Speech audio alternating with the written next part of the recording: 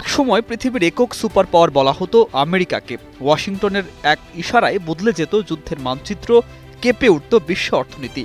কিন্তু সময় বদলেছে শক্তির কেন্দ্রও।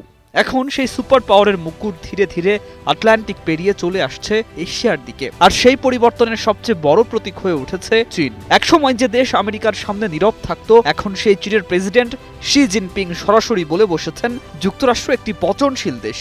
আর এই মন্তব্য ঘিরেই শুরু হয়েছে বিশ্ব রাজনীতির নতুন ঝড়।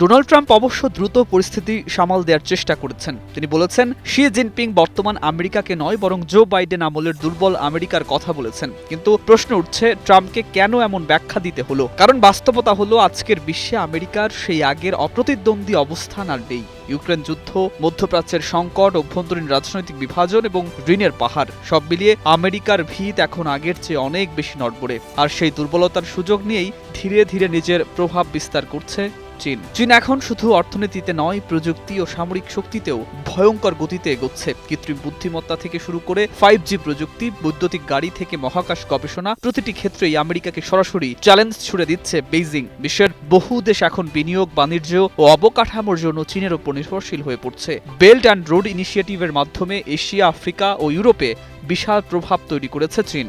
ফলে অনেক বিশ্লেষক বলছেন, ভবিষ্যতের পৃথিবী হয়তো আর আমেরিকা কেন্দ্রিক থাকবে না, বরং সেটি হবে চীন কেন্দ্রিক।